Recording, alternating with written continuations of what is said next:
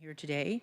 Presenting for Seattle City Light will be Craig Smith, Dennis McLaren, Chris Townsend, and Steve Grabowski, and Matt Love. And when they come to the table, they can state their titles. We also have, where's Eric? Is Eric McConaughey here from Central Staff? I saw him a minute ago. He'll be back. Okay, well, Eric's not here, but he will be here. He works here at City Hall and is part of Central Staff.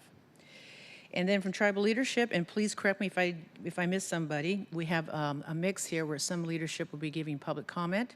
But in our next panel after Seattle City Light, from the Saxuatl Indian Tribe, we will have Chairman Nino Maltos Jr., Councilmember Kevin Lennon, and also their legal counsel, Mr. Jack Fyander, who is a proud member of the Yakama Nation. After that, we have Swinomish Indian Tribal Community. We have Chairman Steve Edwards here. And I understand we have Tino Veloz, the Wildlife Program Manager, who will also be at the table. And from Upper Skagit Indian Tribe, we have Scott Schuyler. Where's Scott? There he is, he's back there, okay. Scott, who is the policy lead and, of course, tribal member, and Mr. David Hawkins, who is their legal counsel. And they will be joining us after Seattle City Light goes through their PowerPoint presentation. So with that, let's move on to public comment. Mr. Clerk, you want to make some statements? Well, wait, we'll open it up to Hybrid and who's ever in chamber for public comment. And now my clerk says, let me hand it over to him. Tell me how many people we have in chambers and who we have online. Currently, we have 8 in-person speakers signed up, and there are 10 remote speakers. Okay. Let's start with our 8 people. And because it's under 30, everyone will have 2 minutes. So let's start with our in-person folks first. Go ahead, Paul, and start reading out the names. Do you want me to read the public comment rules first? What? Yes. Well, you get 2 minutes. That's pretty much it. Behave, be nice, be respectful. Don't call us names. Tell us what you think. We want to hear you. I think that's pretty much wraps it up. Okay. Pretty much what you learned in kindergarten. It is city council practice during public comment to first recognize elected officials and then call on those signed up to speak in order signed up, starting with in-person and then remote.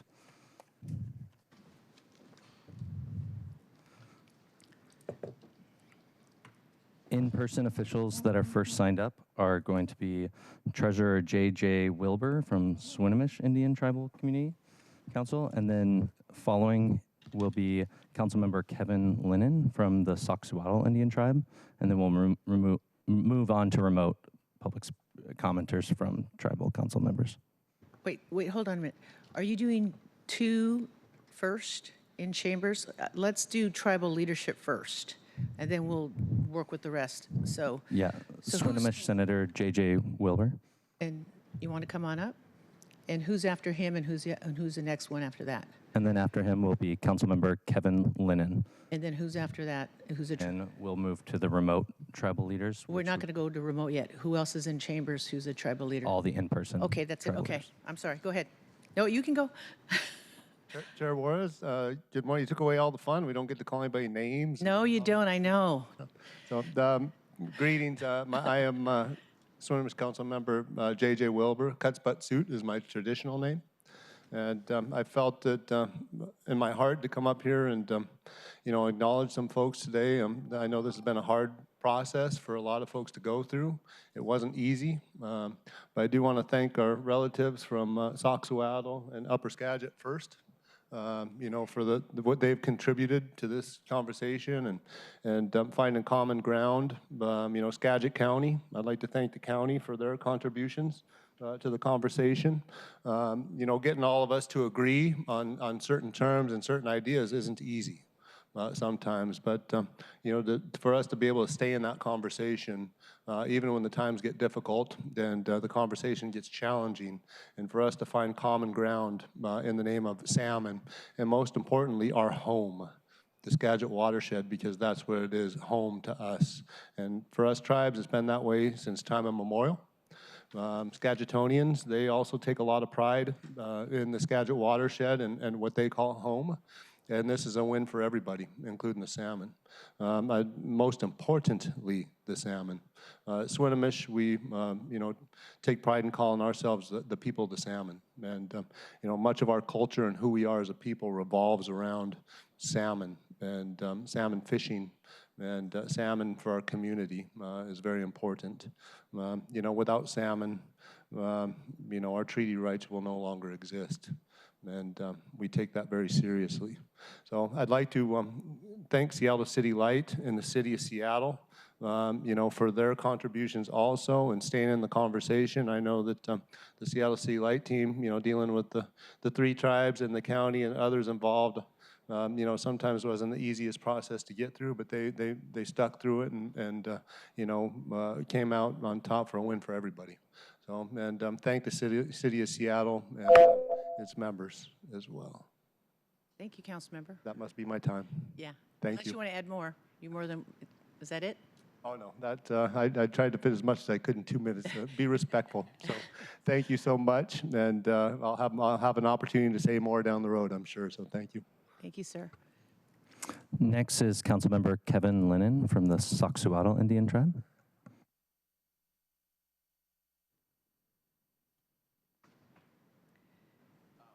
So Kevin Lennon was only intended to be on the tribal one. There was some kind No, he's going to be on the panel, not public comment. Would you like to move to remote tribal leadership? Yeah. I'm going to go with the list that you have. I know some of it changed, but go ahead. Go with what your list is. First on the remote tribal leadership will be Vice Chairman Brian Porter from Swinomish Indian Tribal Community. After you'll hear a tone saying that you're unmuted, please push *6 and it will allow you to speak. This is who again? Vice Chairman Brian Porter. Porter from Swinomish. Swin. Correct? Is he on the line? I don't see him. Councilmember Brian Porter, would you please push *6 to speak?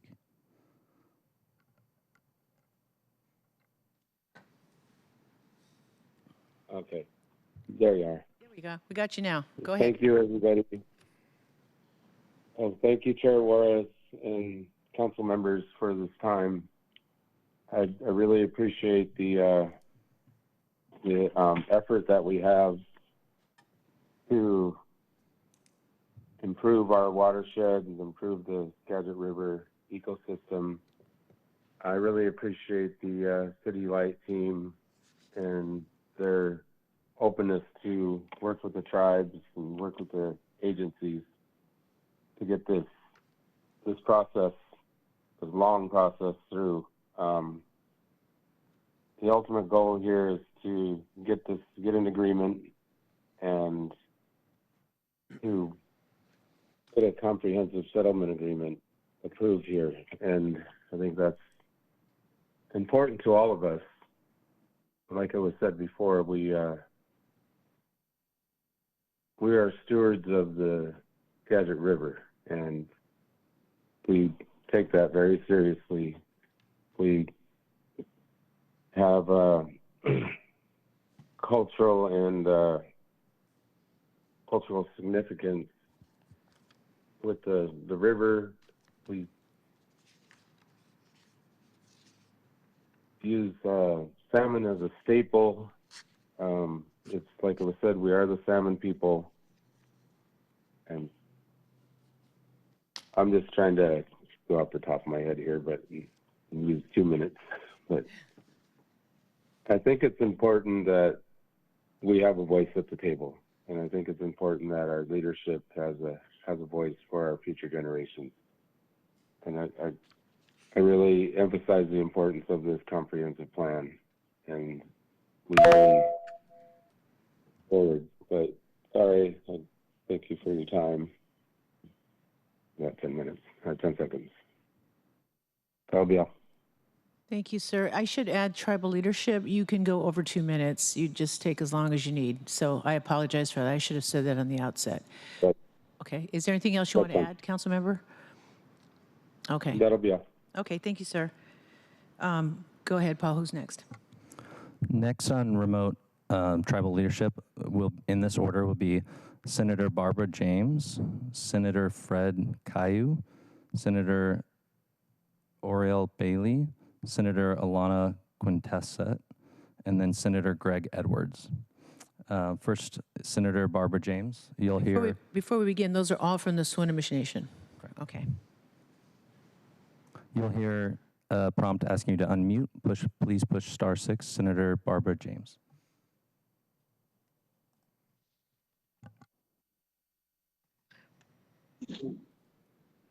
Good afternoon. I'm Barbara James. My traditional name is Tala Tala. And thank you for I'm able to speak today. In regards to our tribe, our people, I'm speaking on behalf of how I've been brought up by a grandmother who taught us, and many of our elders who had taught us, the ones that we descend from, have taught us to take care of our lands and property and the water, all nature, all of it. And and we start at home by teaching this to our children and to continue to pursue all of this, to do this in all aspects of life. The beauty of our surroundings and we start from the land and the water and where we gather from. And so us to protect all of that, how the river flows. And we're grateful for this time to be able to carry it on for the generations beyond us, the ones for the future, for our grandchildren, our great grandchildren, and everyone. So I'm here today to support that and to just grateful for what we have as one of our elders in our community. I thank you on behalf of our people. Thank you on behalf of our elders who are here, who had witnessed a lot of the work and the teachings that we have had throughout the generations. And I appreciate each and every one and anything that's out there. And we know that the things that we take care of will take care of also others because of the area that's around us. That each one, we have to have the beautiful part of this in life. And we're so grateful on behalf of all of our people. And we certainly appreciate your time in being able to visit with us and talk to us. Thank you so much for this opportunity. Thank you, Barbara.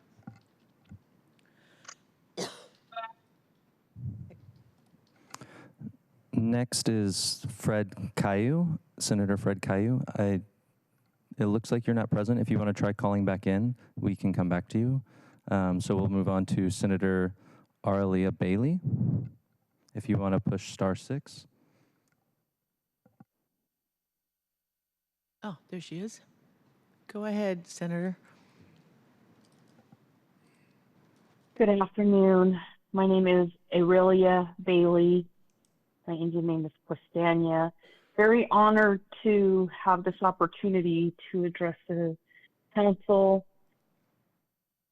You know, 100 years is a long time, it seems, but not really. Being able to come to this next phase of our lease agreement, 50 years, most of us won't be here in that time frame.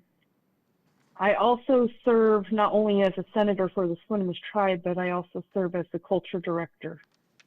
And my job is to preserve our cultural, traditional, and our language practices.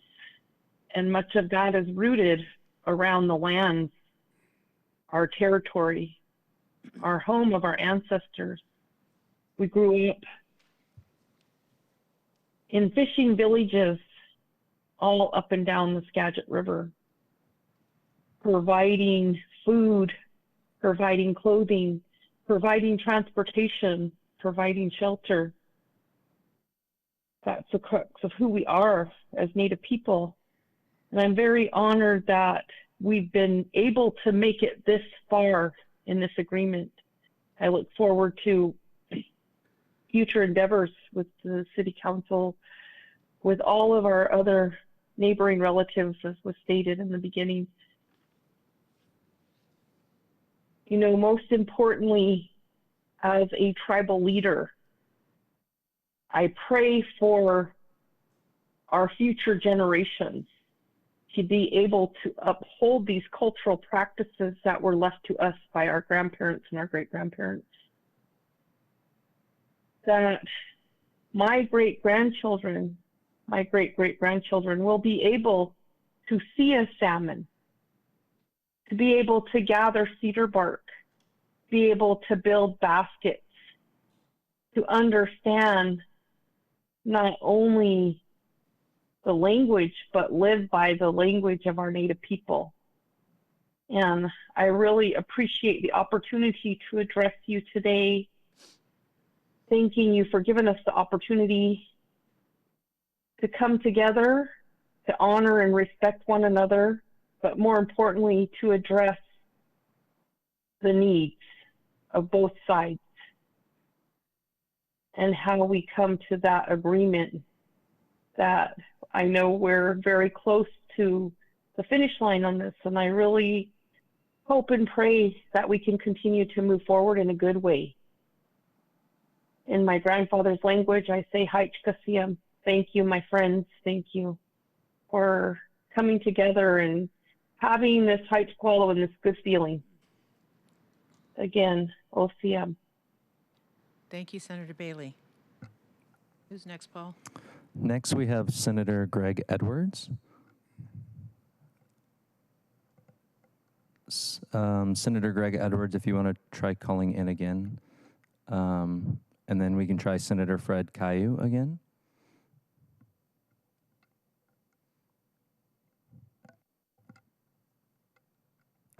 Okay, it looks like neither are currently present, so that would be the end of tribal leadership.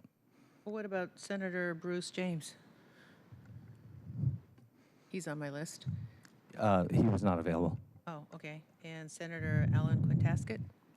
Also not, yeah. Okay. So with that, We got tribal leadership, so you want to finish? Okay.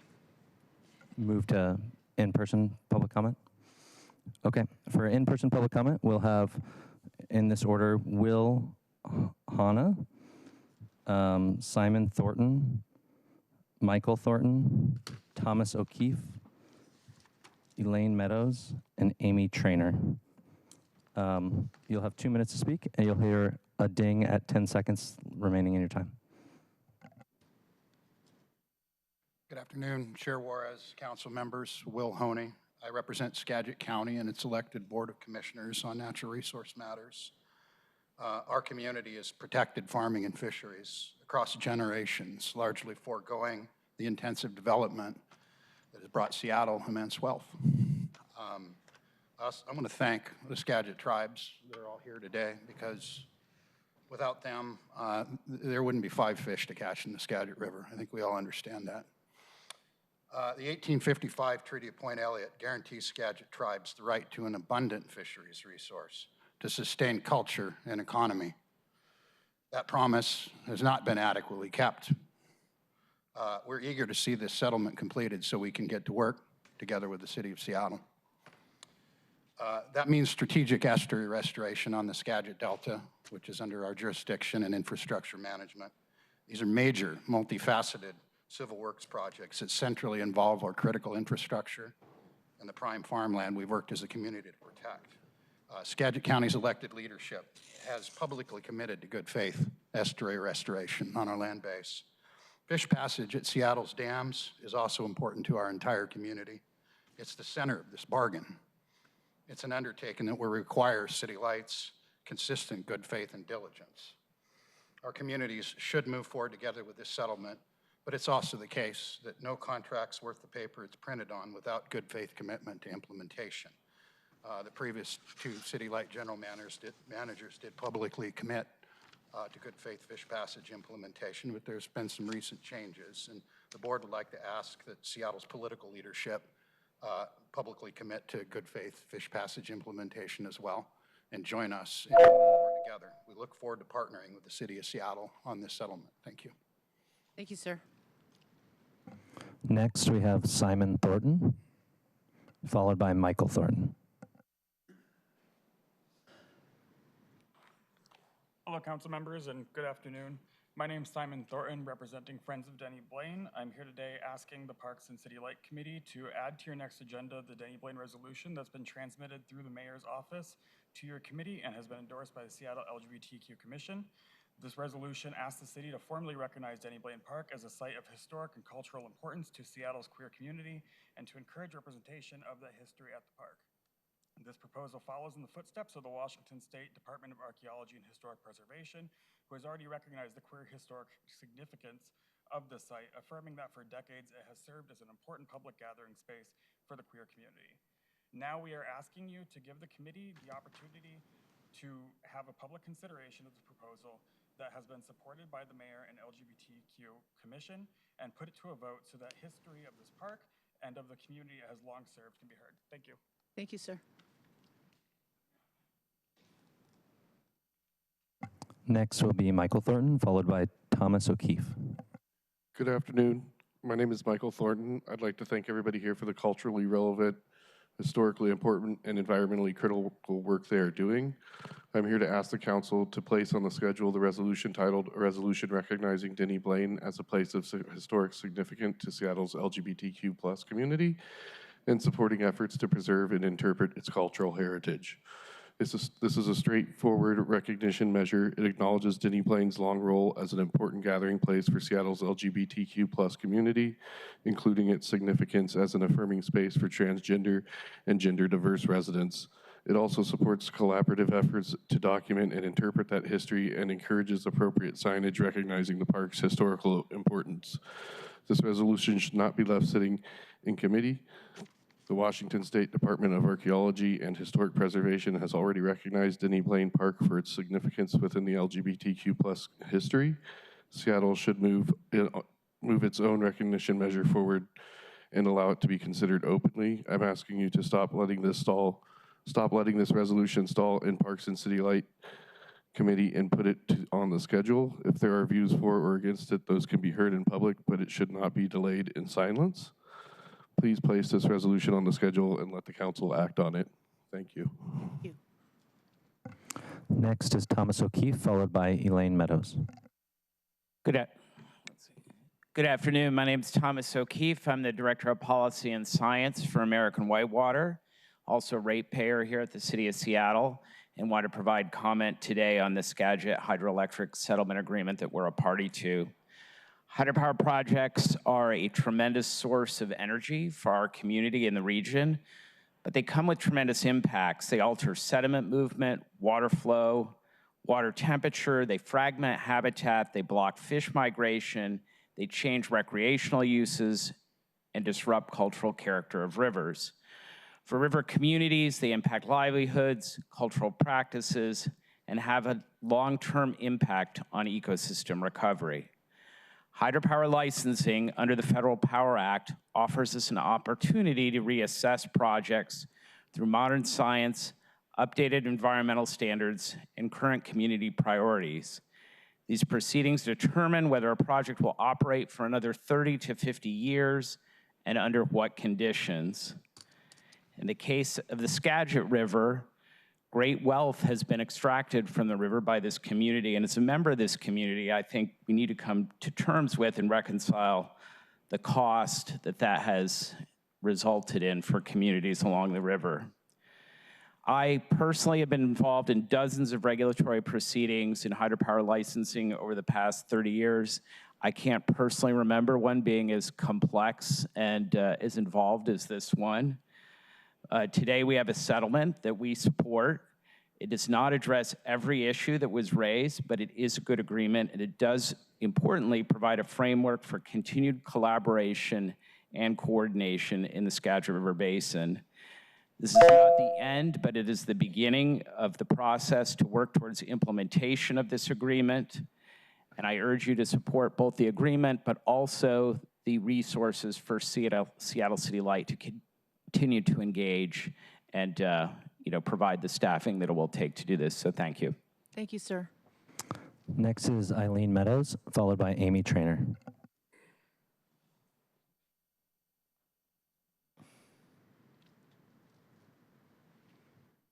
Good afternoon, council members. My name is Ellie Meadows, and I'm representing Friends of Denny Blaine as secretary. I speak to you today to echo the call made by our lead, Simon, for the Parks and City Light Committee to schedule a vote on the resolution acknowledging the unique and beautiful history of Denny Blaine as a cultural touchstone for the queer community.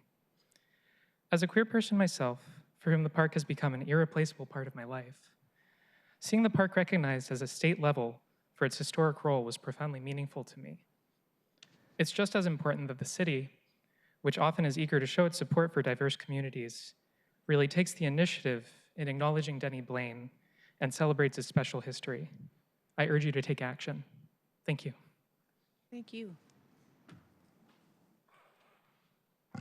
Last in-person public commenter is Amy Trainer. Good afternoon, Council Chair Juarez and committee members. My name is Amy Trainer, and I serve as the Director of Environmental Policy for the Swinomish Tribe. For the past 7 years, I've had the privilege to be on the negotiating team. I just wanted to take a minute and echo the comments of our tribal leaders to thank the city, and especially to thank the City Light team. They did stick it out through some very tough times. They maintained just above board, really honest, good faith negotiations, and I think we're all the better for it. I think they really pushed for a commitment to the whole Skagit River, and in the end, they were fundamentally and very fairly committed to honoring and upholding the tribe's treaty rights. So they've been good partners, and we're really excited to implement in the next steps. And to their credit, they embraced the calls from the 3 treaty tribes and many other partners for an ecosystem approach, because they understand that the entire river, from up in the reservoirs, throughout the main stem and the floodplain, all the way to the estuary habitat, all of that to have an ecosystem approach is what we need to address to restore and recover our ESA-listed Chinook salmon and our other listed salmon, including steelhead and bull trout. Remarkably, this agreement is just rooted and grounded in sound science. Best available science will be a component of implementation, from building fish passage, studying fish passage to make sure we do it the right way, making sure that we have adaptive management over 50 years to show how not only the restoration projects we look forward to doing improve the river, but also that we can adapt to climate change, which is going to be really important over this time frame.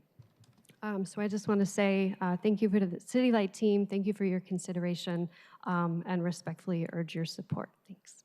Thank you. The first remote speaker will be Jenna Friebel, followed by Laura Claus. Please press *6 when you hear the prompt that you've been unmuted. Who's next, Paul? Jenna Friebel. I don't see her. Remote public commenters. Oh, there it is, Janet Friebel. Jenna? Yeah, hi. Hi. Yes, thank you for the opportunity. My name is Jenna Friebel. I'm the Executive Director of the Skagit Drainage and Irrigation Consortium.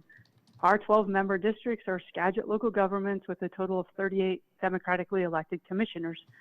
Together, we represent over 60,000 acres of globally significant farmland, operating dikes, levees, tide gates, and critical infrastructure for our community.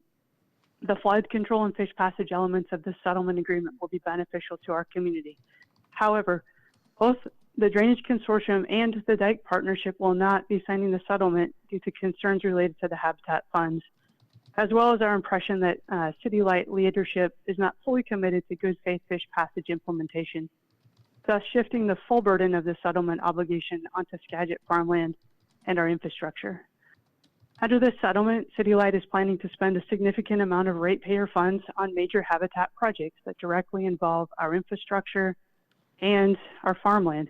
Practically speaking, these habitat projects are not possible without our cooperation. After years of being excluded from the confidential negotiations, we need transparency from the City of Seattle. As a first order of business, City Light Committee that will be dispersing the settlement habitat funds needs to hold open meetings, making the agendas and meeting minutes public to assure our community that City Light has nothing to hide. It's also important that City Light affords Skagit tribal and local governments the space we need to sort out habitat projects involving our land base and infrastructure, to ensure that this funding is aligned with and optimizes fisheries recovery's goal. We stand by to do this work. As noted, recent changes in City Light leadership have heightened our concerns, and we request that the city political leadership publicly commit to good faith fish passage implementation. Thank you for the opportunity to provide this comment. Thank you, Jenna. Next is Laura Klaus. Please press *6.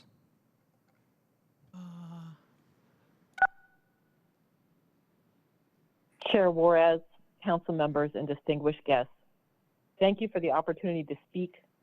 I'm Laura Claus, Executive Director of Skagitonians to Preserve Farmland.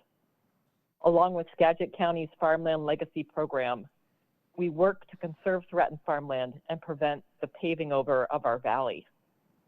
We are deeply concerned that the Skagit Hydroelectric project settlement agreement was negotiated without Skagit County dike and drainage participation. The infrastructure they maintain protects 60,000 acres of world-class farmland, as you just heard. The sizable habitat fund in this agreement that you'll hear about today is not tied to the Skagit Chinook Recovery Plan. Huge dollars deployed on the estuary will likely lead to opportunistic rather than strategic conversion of farmland to habitat, increasing land prices and not moving the needle forward in a meaningful way towards salmon recovery. This agreement also contains, critically, a path to fish passage at the dams. Today, during Seattle City Light's presentation, we are looking to hear their leadership's commitment to implementing fish passage in good faith and including our local governments at the table, especially the dike and drainage districts. It's time to turn over a new leaf, stop the secrecy, and to take the target off Skagit farmland. Thank you.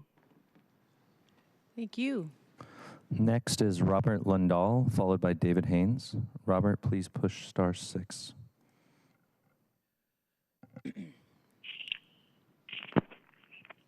There's Robert. Good afternoon, everyone. My name is Robert Lundahl. I'm the producer of a feature documentary film called Unconquering the Last Frontier, which we like to say is about the epic drama of the damming and undamming of the Elwha River. I'm speaking today totally independently, not on behalf of any group and not with the anticipation of any financial or beneficial reward to myself, but only in the memory of two Lower Elwha tribal elders, Beatrice Charles and Adeline Smith, who helped with the film. I have a very simple message today. All of the dams need to come out. The river needs to run its course with the downstream impacts mitigated. Seattle prides itself on being a climate leader, but the proposed $4 billion Skagit settlement is a 50-year commitment to a failing past. We're told we need this power, but it's a failure of the imagination. The Skagit dams are becoming stranded assets. We're about to sink nearly $1 billion into Trap and Haul fish passage, a speculative technology that has never successfully restored a salmon run of this scale.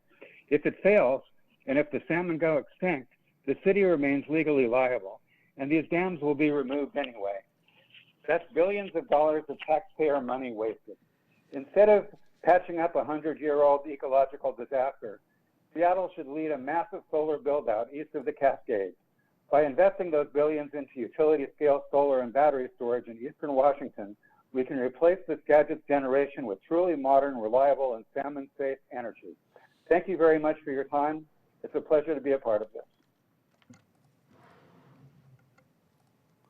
Final speaker is David Haynes. David, please press *6.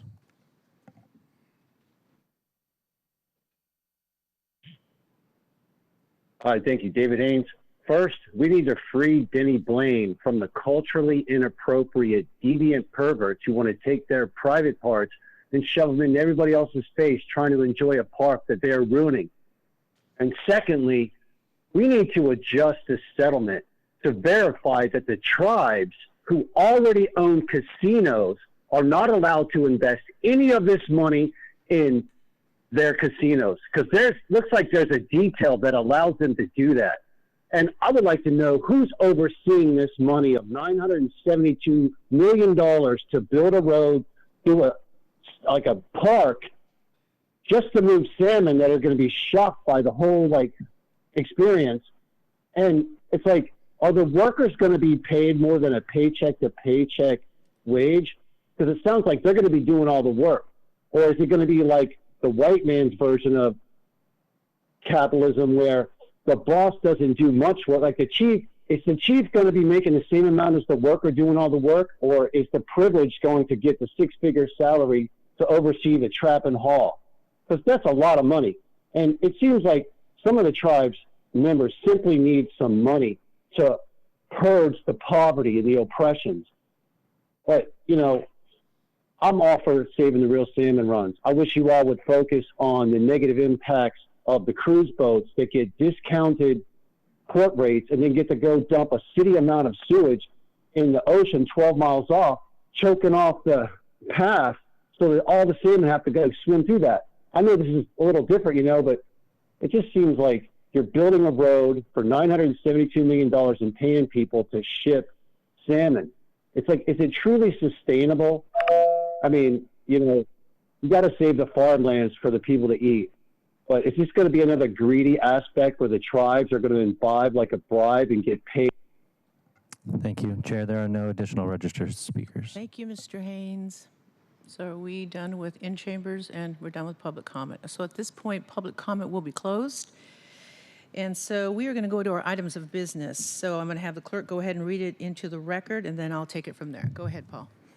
Agenda item 1, Council Bill 121177, an ordinance relating to the Seattle City Light Department authorizing the mayor or her designee to execute a comprehensive settlement agreement, 5 off-license agreements, and other related agreements for purposes of relicensing the City of Seattle's Skagit River Hydroelectric project before the Federal Energy Regulation Commission, and ratifying and confirming certain prior acts. Thank you. So could I please have the presenters, I'm going to invite them to come up to the table, the Seattle City Light presenters to join us at the table. And then you can go ahead and have a seat. Oh, Eric, Eric's here from Central Staff, Eric McConaughey. I'm glad you're here, Eric. And then after we hear and go through their PowerPoint, we will have tribal leadership at the panel at the table to hear from them as well. So go ahead and get settled. I'm going to let you guys introduce yourself, and then I'm going to make a few comments before we begin. But I would like, just for the viewing public and the folks in chambers, to hear who you are, and then I'll let you guys. So with that, once you're ready, go ahead and start. Good afternoon. I'm Craig Smith, Interim General Manager and CEO, Seattle City Light. Good afternoon. I'm Matt Love with Cascadia Law Group, outside counsel for the city. Good afternoon. My name is Chris Townsend. I'm the Director of Natural Resources and Hydro Licensing at Seattle City Light. Good afternoon. I'm Dennis McLaren, Deputy General Manager at Seattle City Light. Good afternoon. Stephen Karbowski, Assistant City Attorney. Hello, I'm Eric McConaughey. I'm on the Council Central Staff. Thank you. I'm glad you're all here. I'm going to take a point of privilege here. I normally don't do this, but I'm going to do it for this because I've been on and off or pretty much here for Seattle City Light since 2016. So I'm going to kind of set the table not only for our friends and visitors, but for the viewing public. I just want you all to know that my colleagues here, we've had an opportunity to review 4 major items.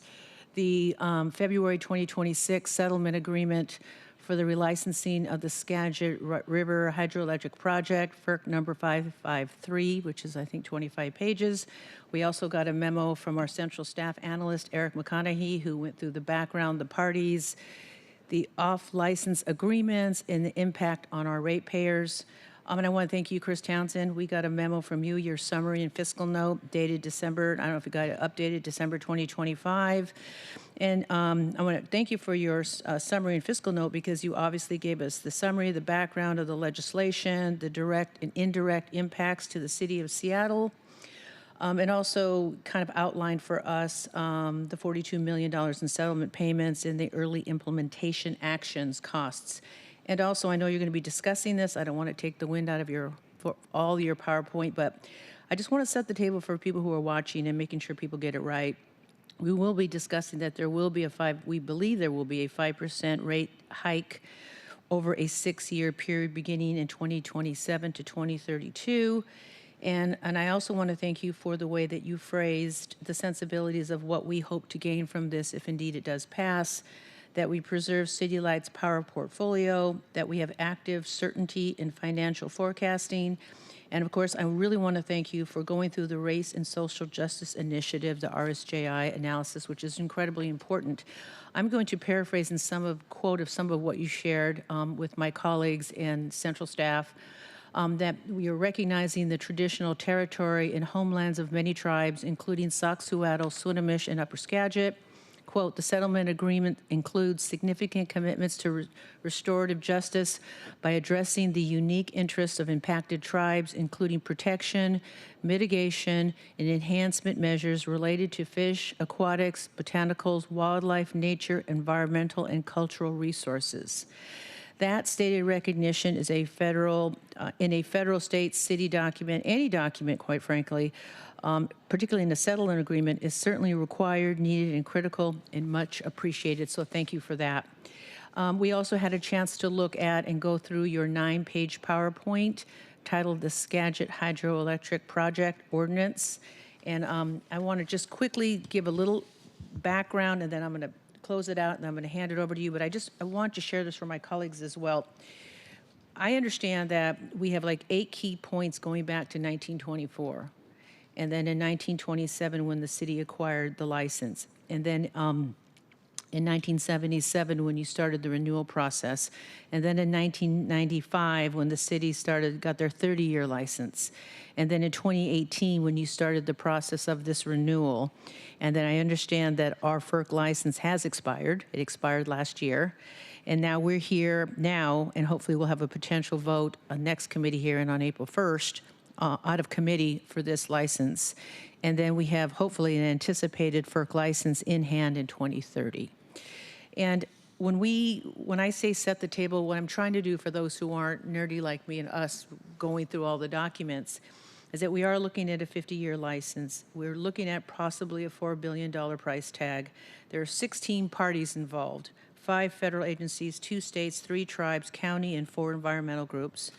and that we have 5 off-license agreements totaling $350 million. And I got that, I think that's on page 7 of your PowerPoint.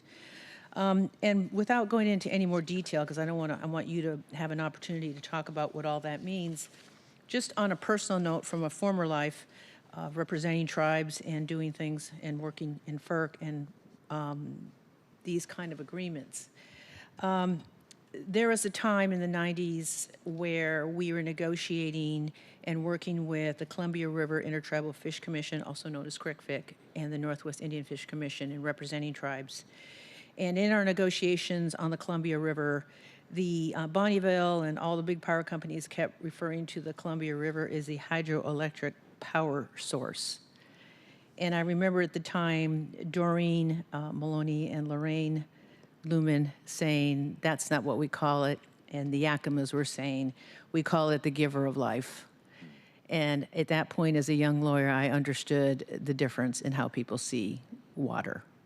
So fast forward, it's 2026, and I'm really proud of the agreement that you pulled together. We're all very anxious to learn more about it in detail.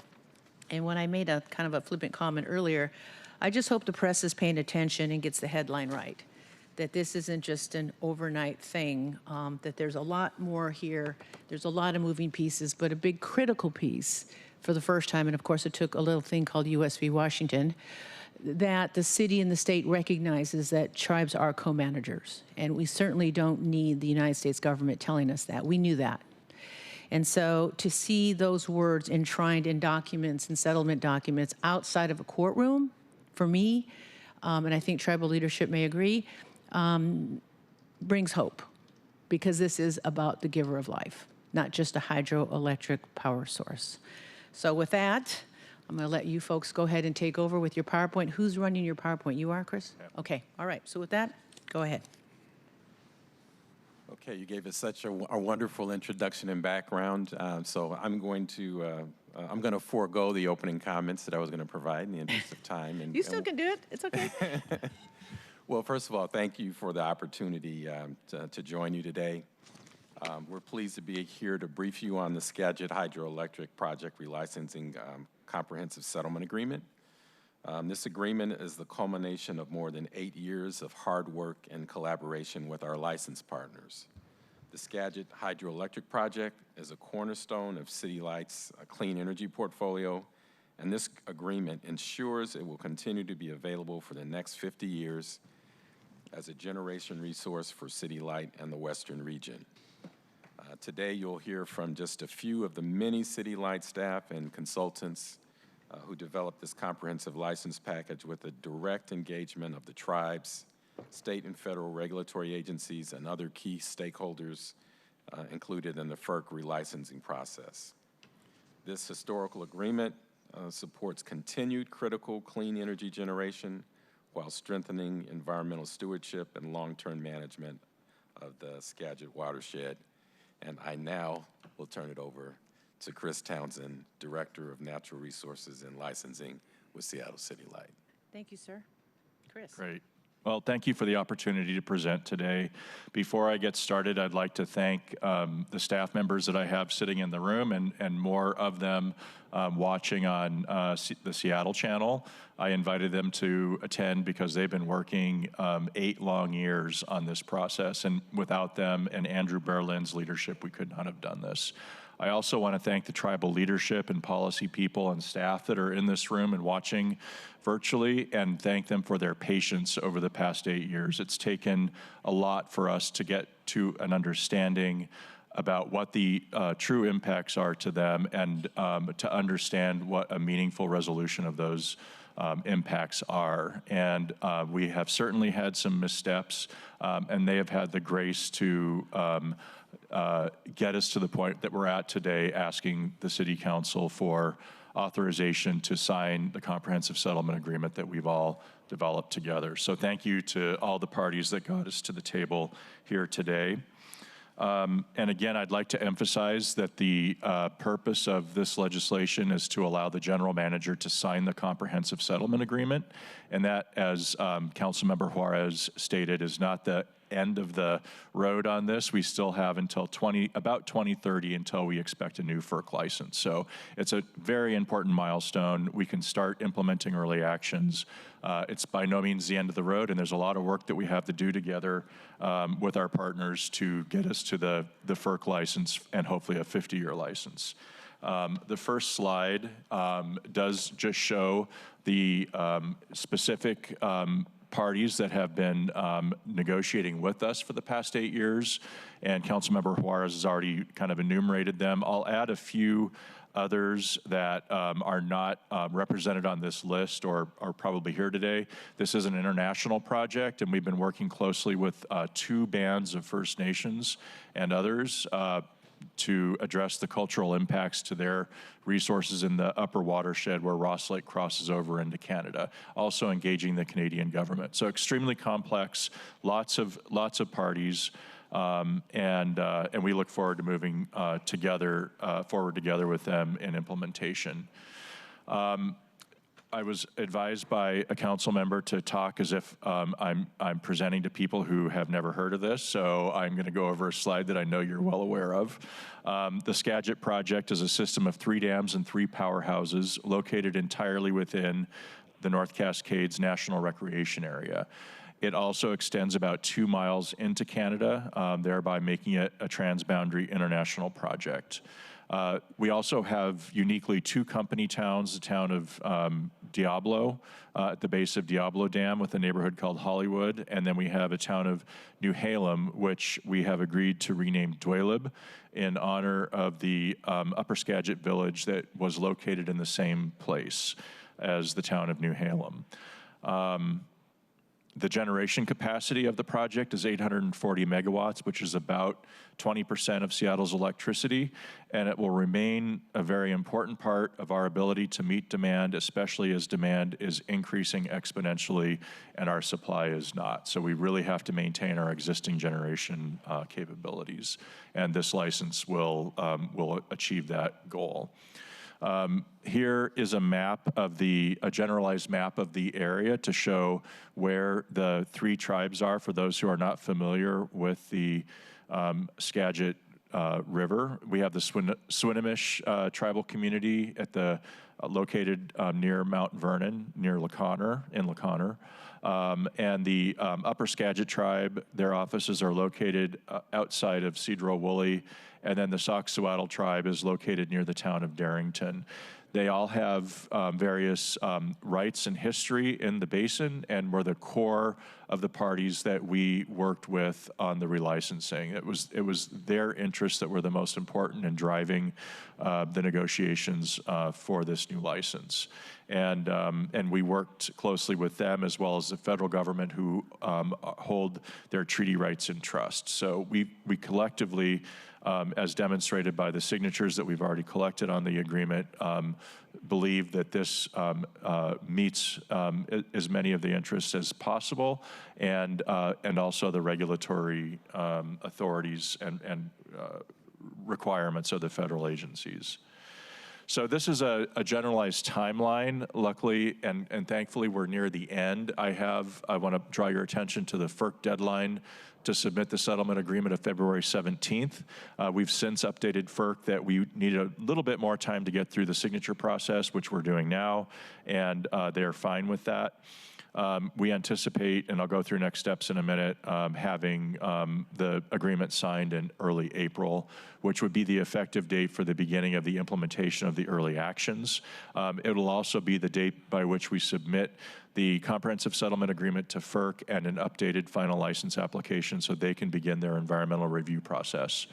After we submit the agreement in April, again, we will begin implementing early actions. Those early actions include the first things that we need to do on the implementation of the fish passage program. So that shows definitely a good faith effort in getting moving on that so we can begin construction on the upstream facility, and I'll talk more about the fish passage program in a minute, but the upstream facility and beginning to achieve access to the downstream facility in Ross, as well as the science needed to ensure that we're implementing a fish passage program that will be successful and achieve the goals that we've set out to do.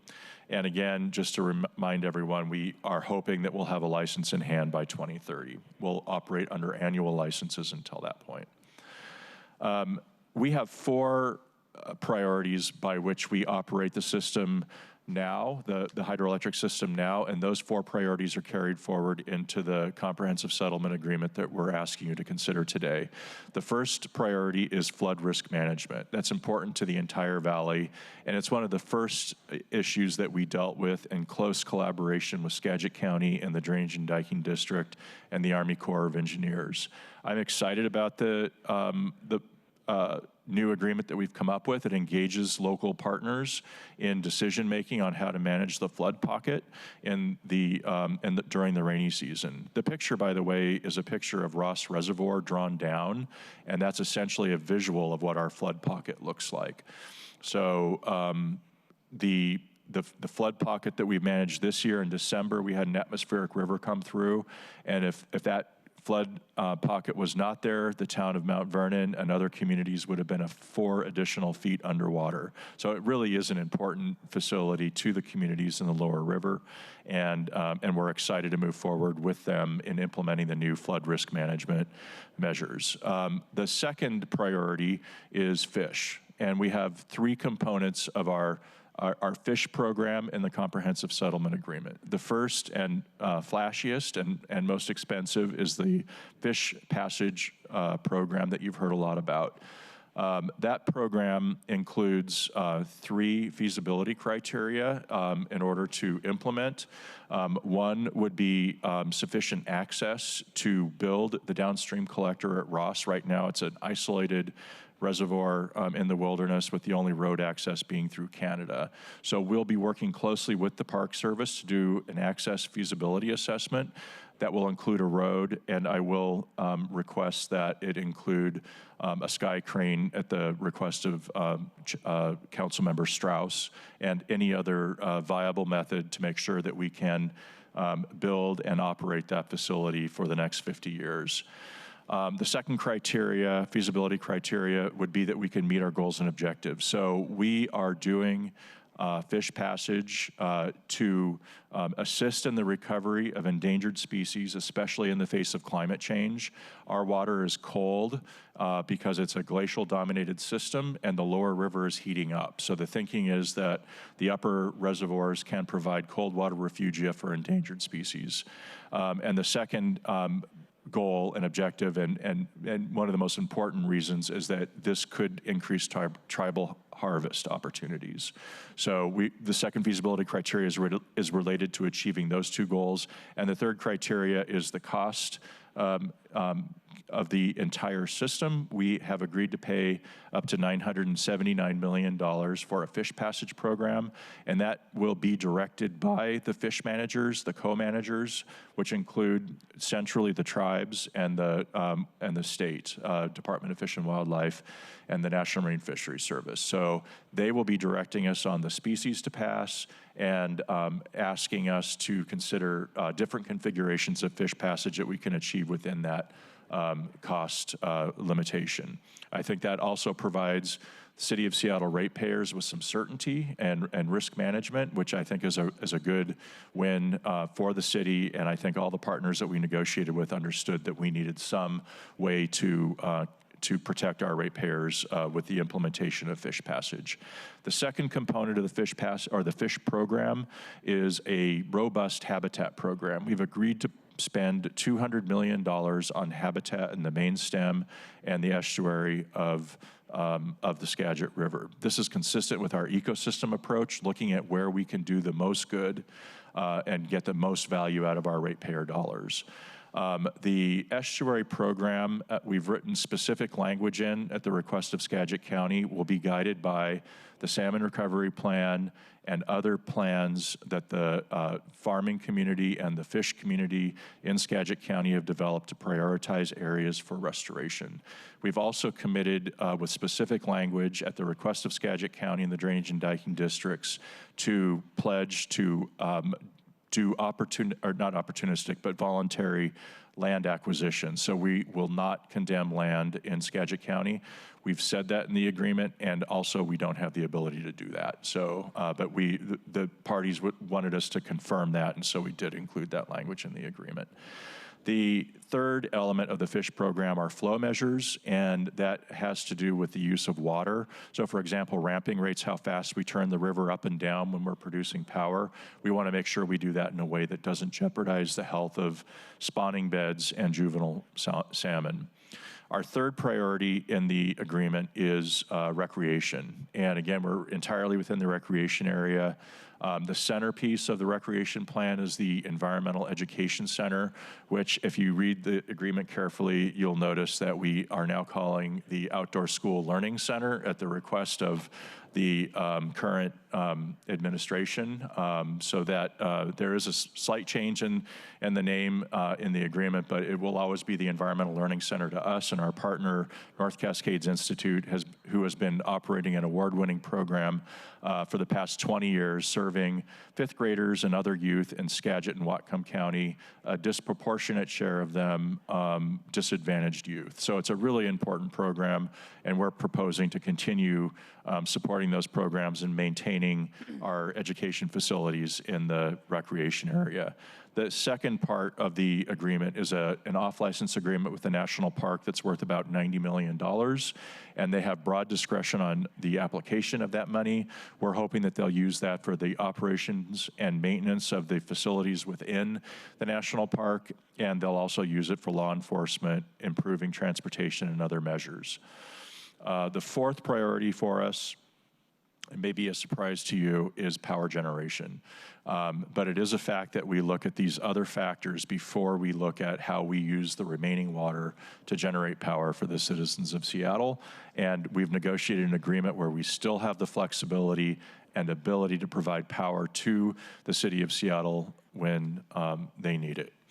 So that's the core of what we've agreed to. I'll talk about the off-license agreements with the tribes here as I'm talking about the cost. So you've heard that this is about a $4 billion agreement, and that's a lot of money. And we respect that, and we also acknowledge that it's for a 50-year period. $1.8 billion of that $4 billion would go to maintaining the dams and the powerhouses and the transmission lines for 50 years. So those are not part of the PM&Es or the mitigation measures negotiated as part of the license. Again, $979 million for fish passage. The $350 million is the off-license agreements with the tribes. The tribal off-license agreements include upfront payments upon signature of the comprehensive settlement agreement, additional lump sum payments when the license is issued, and then some form of annual payment during the life of the license. It also includes special measures, including a cultural center in the town of New Halem for the Upper Skagit tribe, and a contribution to the construction of a new administration building for the Sauk-Suiattle tribe on their reservation near Darrington. And these are all things that we negotiated with each tribe as sovereign entities, and they were negotiated in confidence between just each tribe and City Light. And so I think that those are meaningfully address many of the issues and interests that the tribes brought to the table. Hey, Chris, I'm going to stop you for just 1 second.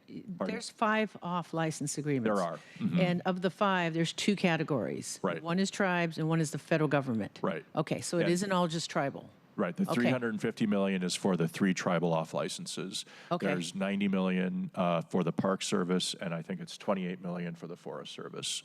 And the Forest Service is in Wild and Scenic River area. Okay, I just want to make that clear. Okay, Yep. Go ahead. And you'll see my numbers don't add up to $4 billion. I just No, they don't, listed but the that's biggest okay. lump I figured it sum. out. I just wanted to clarify that. And then there are all the other protection, mitigation, and enhancement measures and O&M costs. So we do have detailed spreadsheets of those if you'd like me to walk through those to you later. Later, if you're interested. And again, just summarizing what Chair Juarez stated earlier, we anticipate that this will represent about a 0.5% or 0.5% rate increase over the next 6 years between 2027 and 2032. The impacts to rates after that are difficult to estimate because much of that will be related to the implementation of the capital projects, and that's really uncertain at this time how that will unroll, and it will have different impacts on the rates as we move forward. So just a summary of benefits. Again, a 50-year license is incredibly important to the city, especially in the face of increasing demand. It restores, and it has the opportunity to restore the entire Skagit River ecosystem. The Skagit River, by the way, is the largest river in Puget Sound, and it has 40% of all the Chinook left in Puget Sound. So it's an incredibly important resource, and we think this comprehensive settlement agreement will make significant strides in recovering endangered salmon. All species of salmon that occur in Puget Sound occur in the Skagit River too. So really important system. We hope that it will respect tribal treaty fishing rights and their ability to harvest salmon and support their cultural, spiritual, and economic ways of life. It'll also importantly address impacts to the communities surrounding the hydroelectric project. The city of Seattle has drawn value from the Skagit River system for 100 years, and this negotiated agreement will return a great deal of benefit to the communities that have been most impacted. It also has the ability to create a significant number of jobs through the implementation of the capital projects throughout the watershed. So the next steps would be in April or May signing ceremony at City Hall. We have to coordinate with the key tribal calendars and the mayor's calendar. We will then file the amended license application with the Federal Energy Regulatory Commission and begin implementation of our early action items. The FERC process will include a public review, a public comment period. It may result in additional requests for additional information, and then they'll do a standard NEPA process and ESA consultation and the other standard environmental measures. And again, we hope to have a license by 2030. And with that, I will open up the floor for questions. Do any of my colleagues have any questions? I'll start with you folks up here with me. Councilmember Rivera? Yes. Thank you, Chair.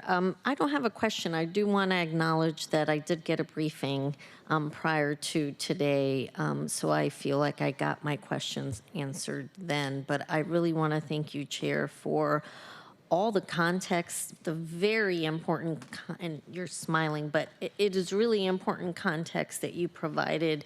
This is a very long, this was a very long process, and I really appreciate the context in relation to our relationships with the tribal nations that are involved and the importance of that.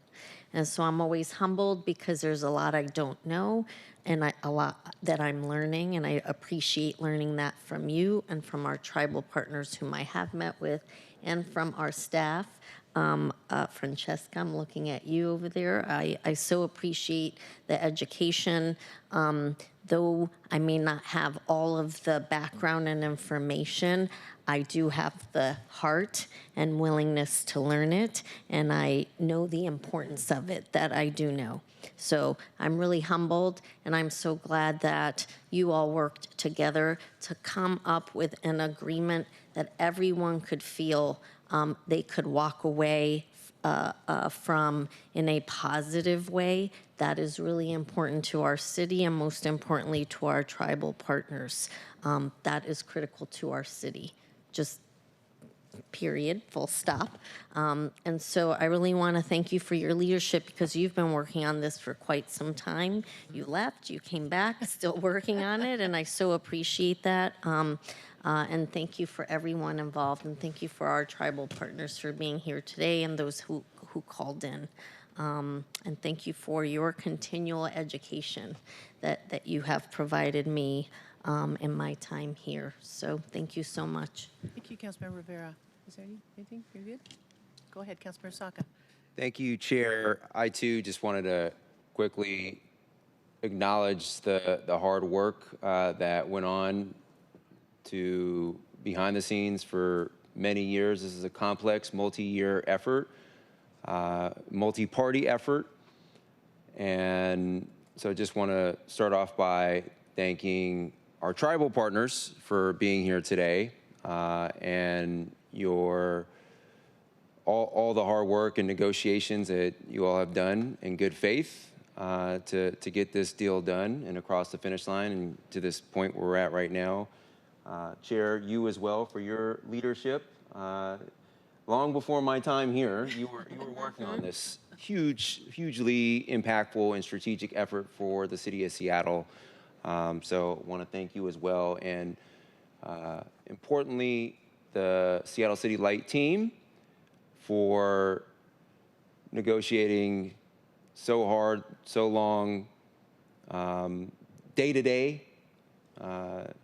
As someone who, before I became a lawmaker in city government, I was a intellectual property transactional attorney. So I negotiated, my fair share of complex licensing deals, but never one with, I don't even want to tally the number of parties involved in this. So all is to say, really do appreciate the work, effort, and set of compromises that went into this deal, and appreciate also the multiple briefings that me and my office have received from the City Light team over the last couple of years as well. So here we are. Thank you. Thank you, Council Member. You have the added pleasure of having 3 lawyers up here, so you're welcome. No, it's great. So with that, if there isn't any more questions, I would like to, well, thank you guys. I'll see you all again, I'm sure. Hopefully we'll keep moving this forward. I don't see anything from Councilmember Kettle, so I think we're good on there. So, and I did learn something new. Did not know the Skagit River was the largest river. You sure about that? I thought the Columbia was bigger. Puget Sound. Oh, Puget Sound, okay. Yeah. And the most Chinook left in Puget Sound, so lots of orca food.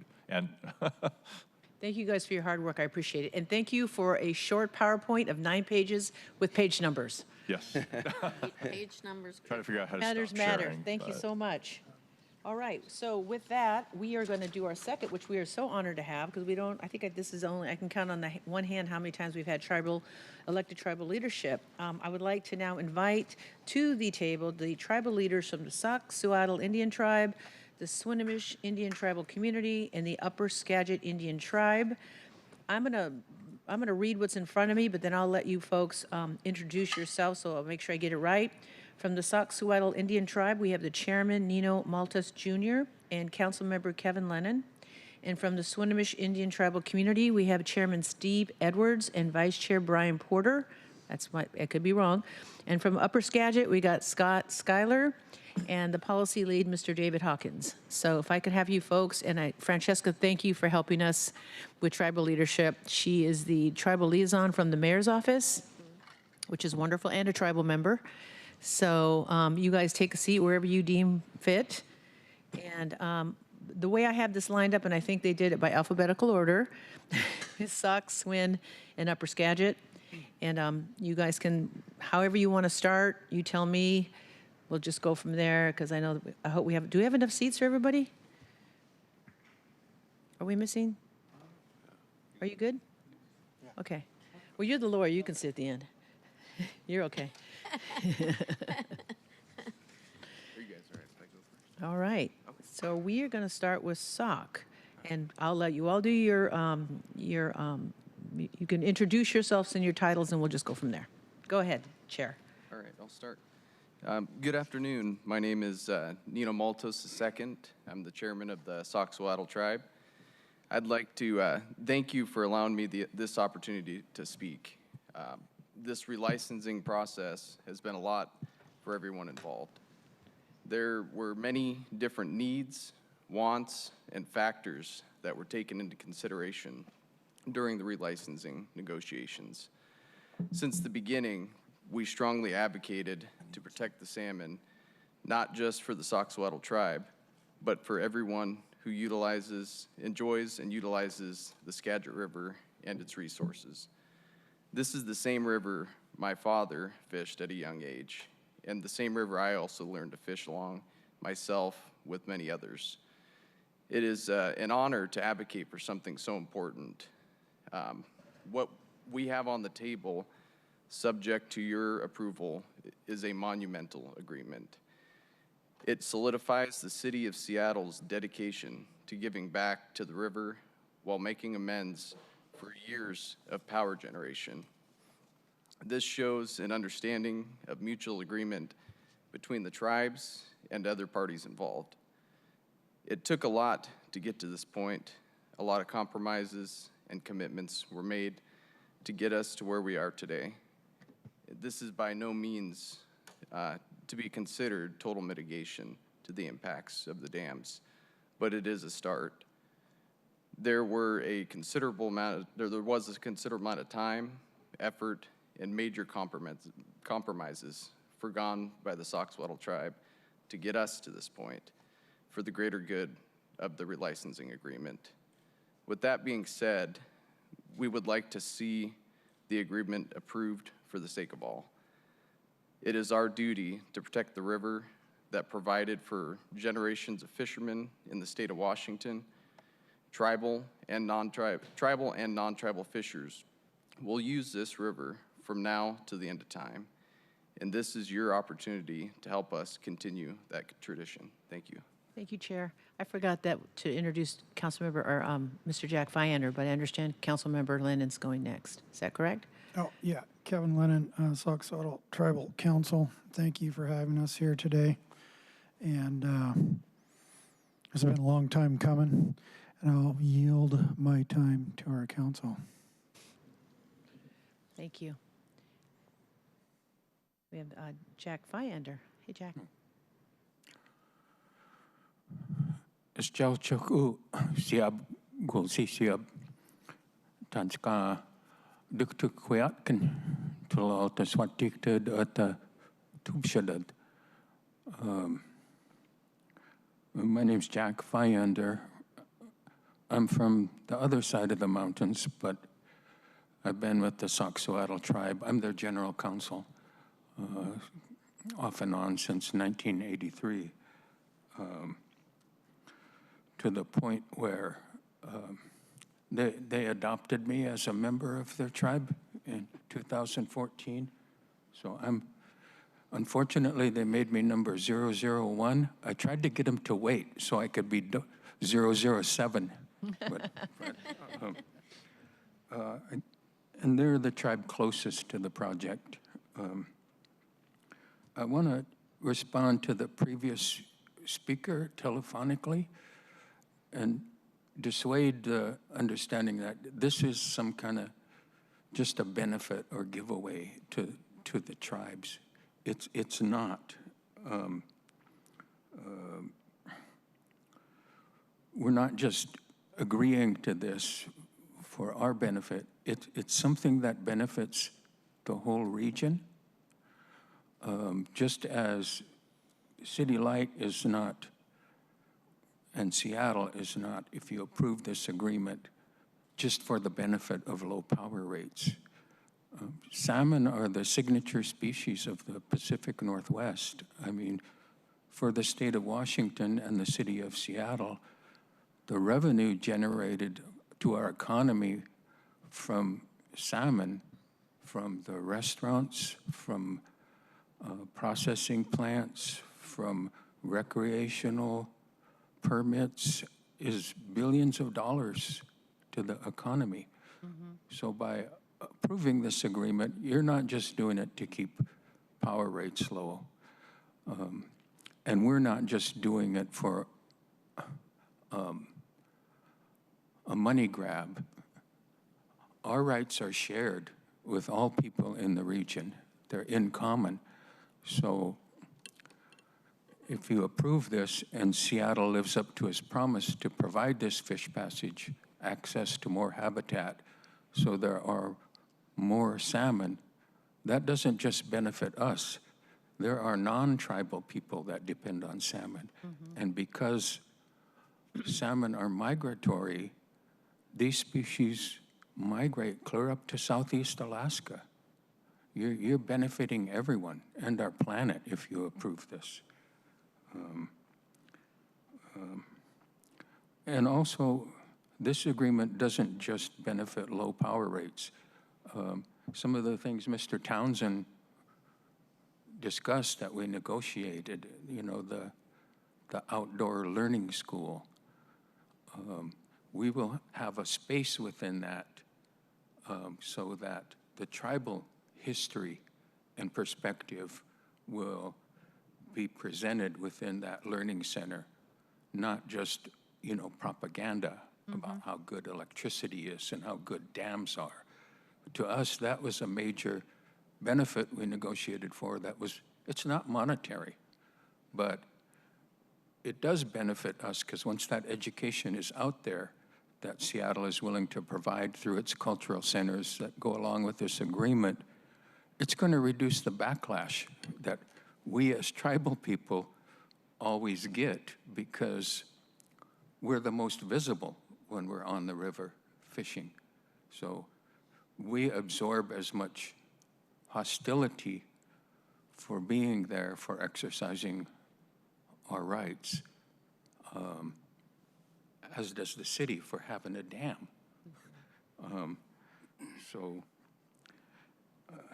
And as far as it's that addressing that speaker, I suppose it could be considered a large amount of money, but it's not. Just consider it past due rent. Those 3 dams have been there for almost 100 years, okay? So, and it has affected us, particularly at the Soxhawtl tribe, the Upper Skagit tribe, the Swinomish tribal community. So it's just past due rent for using our territory. And apologies if some of our speakers and me feel skeptical about whether Seattle City Light is actually going to meet its commitment and its agreement to provide the fish passage past the dam so they can regenerate and increase. That's only because we've been lied to for 150 years. That's not your fault, but it's a workaround for you guys. You're going to face that, and we've tried to face that cooperatively through this negotiation project, and I hope you'll approve it. It benefits not just City Light, it benefits not just the tribes, it benefits our whole region, and that's kind of the leadership we like. Thank you. Thank you, Jack. The Swinomish tribe now. Good afternoon, Chairwoman Juarez and board members. My name is Steve Edwards, and I'm the chairman of the Swinomish tribe. I would just like to say thank you. Thank you for taking the time to hear us out. Thank your staff. Your staff, you have a great staff. Thank the leadership. Thank the leadership here. Thank all the agencies for coming to the table. This was a long process. And, you know, there were good days and there were bad days. But you know what? That's part of negotiation. But at the end of the day, we were able to sit at the table and have these conversations. There were times when we weren't allowed to sit at the table. But here we are, we're at the table. Building relationship with each other. That's important. And I speak on behalf of my people, thanking you for this comprehensive plan, what it means to my people. I can't speak for other tribes, I can only speak for my tribe. The river system, the Skagit watershed, is very important to us. There's a history there. thousands of years. Traditional food. It's important to our people. We feed our elders every Wednesday a salmon meal. That's how important it is to us. This is who we are. This is our identity. This is what we teach our people. This is what we teach our kids. I myself have been a fisherman for over 50 years, and I've enjoyed every moment of it, through thick and thin, criticized, but that's okay. I'm going to be the bigger, better person and find better ways to move forward, build better relationships. Through this river system and this agreement, it's going to bring life back to this river, more life. Life to our people. We think 7 generations ahead, and that's what we want to protect. We want to set the table for 7 generations. That's who we are. And by having this agreement in place, I know there's a future. My people will always have salmon. The table will always be set. That's important to us.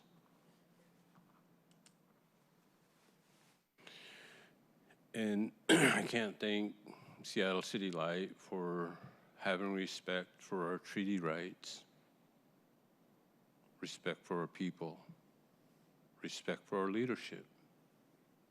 That's important.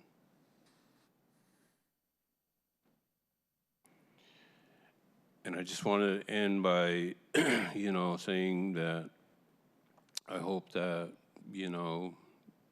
you will consider supporting this agreement. This relationship doesn't end just today. This license is for 50 years. We have to keep that relationship alive. And I hope we can. And I hope that you will just take this to heart and really take this agreement and, trust what we put out on the table. All of us. We've all worked very hard, especially your staff. So thank you. My hands go up to you. My hands go up to every party that's here in the room. And, many blessings to everybody here. Thank you. Thank you, Chair. Thank you. Thank you, Chair Juarez, members of the committee, for the opportunity today to speak on behalf of my community. I also would like to express gratitude to the Duwamish, Squamish, and Muckleshoot nations from which land I speak on today. This has been a long road, and it's been a tough road at times, and I will echo the sentiment that we owe extreme gratitude for our tribal partners for standing together, because together we're incredibly strong and move the needle in a way that hasn't been done before. As a natural resources manager, Tino Villaluz, Hakesai is my traditional name. And as a natural resources manager, we're always looking for mitigation or things that don't save salmon, but stop the degradation of salmon. We're not looking for the silver bullet. We're looking for to avoid the straw that breaks the camel's back and ends our existence in terms of our cultural identity. And then this is the first time in my career and in my life where we have a positive outlook going forward. And I think when you look at it, it's a big price tag. There's a lot of glamorous numbers in there that aren't glamorous at all. They are a fragment of the representation of the extraction that's happened over the last 100 years and represent a level of accountability. And we appreciate that accountability because relationships are built at the speed of trust. And that trust has a tremendous amount of fragility.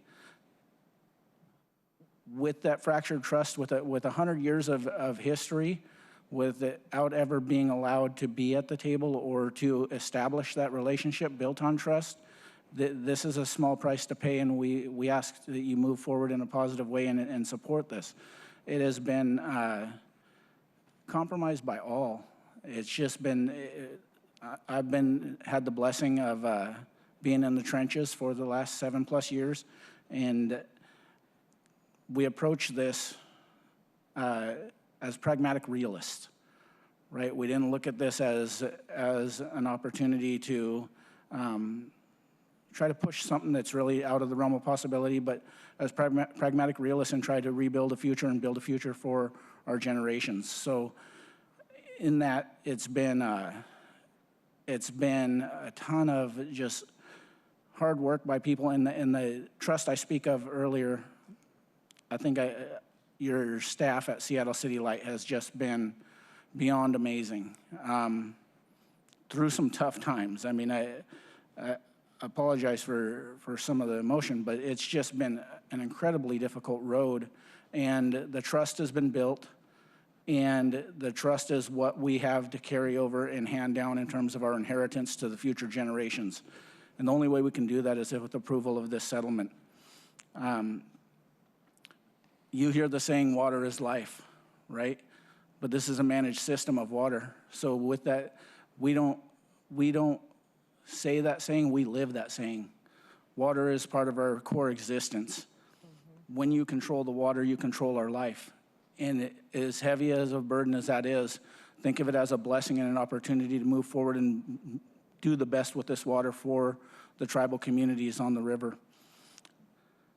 I'll stop there. I have so much to say, but I want to be respectful of both your time and my colleagues here to my right. So appreciate your time, appreciate your listening, and look forward to future celebrations that I believe we have in store. Thank you so much.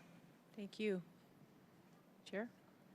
Honorable Chair and Committee, my name is Scott Schuyler. I'm an Upper Skagit tribal member and an elder of the tribe, and I've fished the Skagit River for my entire life. My family comes from the Skagit River. My great parents lived in a little cabin with no running water or electricity just downstream of the City Light project area, and they lived out their lives there fishing and meeting with the rest of our family. I'd like to talk a little bit about the history here. You know, in our lifetime, in my lifetime, I've seen the demise of the salmon on the Skagit. I've seen the last spring Chinook fishery for wild fish in 1988, the last summer-fall wild Chinook fishery in 2007, I believe, the last chum fishery on the Skagit River in 2007. And again, in 2026, we're not fishing steelhead. This is a legacy that, you know, we hope to change through this agreement and brighten our future.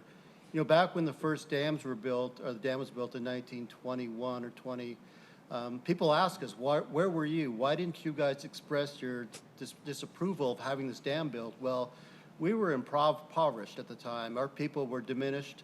We weren't even considered citizens at the time. And so our people were in what we call survival mode. They were just trying to feed themselves and live. It was illegal for us to fish at the time by the state of Washington. But we step ahead to 2026, so I'm here today to support this landmark agreement, the settlement agreement, which will provide first-time meaningful mitigation for the cultural natural resource impacts associated with the 3 hydroelectric dams, while affording the City of Seattle with the certainty of a new federal operating license. This agreement is the culmination of over 7 years of intensive negotiations with the City of Seattle. But from Upper Skagit's standpoint, this has been 100 years in the making to get to this point, because these impacts were here. We bore the burden of these impacts, our people did, from our perspective, and we're looking forward to moving forward. We walked into the license negotiations eyes wide open, with very specific objectives that were important to us. You know, first and foremost, we wanted to see the river return. That's another thing that, you know, I've never seen in my lifetime, the river flowing in its natural banks. We wanted to preserve and protect, bring back the salmon and all the creatures that are important to us through these mitigation measures. And at that time, it was time to address the degradation of Upper Skagit's unique culture and history by the project and return our namesake river, protect our salmon and other creatures, however small, that are part of the landscape. As you may know, this was the ancestral home of the Upper Skagit, sometimes referred to as the Valley of the Spirits. Our ancestors lived and died in what we call today the Seattle City Light Project area. Now let's think about that for 1 minute. You know, the desecration that occurred on these village sites, these sites that are important, contain the graves of our ancestors. Most tribes sue when this type of degradation occurs. Upper Skagit did not. We stuck it out through this process in good faith and negotiated with the Seattle City Light team. This project area was worth defending by our ancestors. In fact, our ancestors defended the Seattle City Light Project area from intrusion from the north. And if you know the Skagit River at all, the Birdsview area, we defended the river from encroachment upriver from Birdsview upstream. So it was very important and sacred to us. As again, it was called Valley of the Spirits. This agreement finally addresses these specific issues, including the cultural appropriation of Upper Skagit's unique identity and affiliation with the project area. It's hard to describe the emotions the Upper Skagit people will experience when the day finally arrives, when the river is finally returned to its banks, or when the very first salmon returns home after 100 years. We do know that the ancestors who guided our actions throughout will be looking down and smiling upon us because of these actions. Because of this agreement, there is much now to be thankful for our children's and children will reap the benefit of a healthy river because of the parties found the wisdom to find compromise throughout the negotiations. But today we raise our hands in thanks again for not only allowing the return of our namesake river, allowing our brothers and sisters, the salmon, to return home, but with the interpretation members we have that are in place, we can finally call our home just that, our home. Upper Skagit culture and history, and the final restoration action will be the return of the Upper Skagit people to New Halem.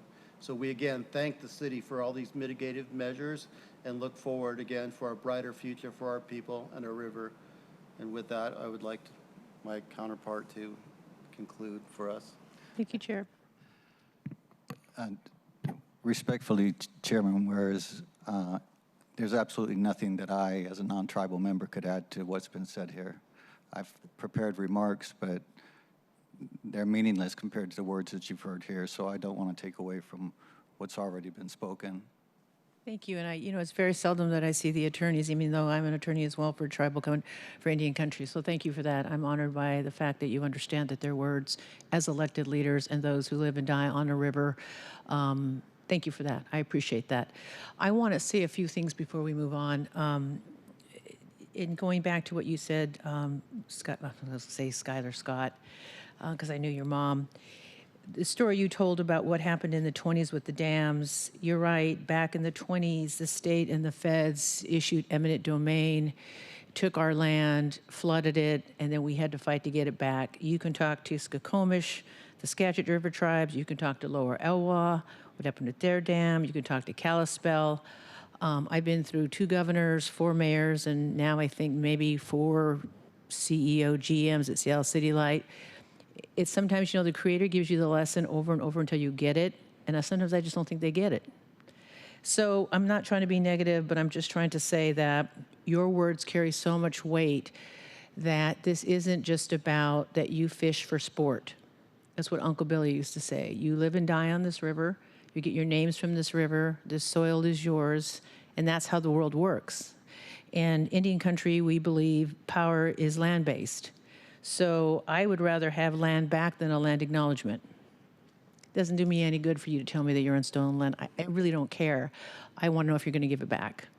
I also want to make sure that you uphold the treaties, which is the supreme law of the land, and then are older than Washington statehood. So, and I know you know this. And I also want to apologize. I should have done this. It's been a while since I've been back home with my people. I should have introduced myself. My name is Natoyi Mististake, Holy Mountain Woman. So I raise my hands to you, and I apologize for not doing my right and honorable acknowledgement.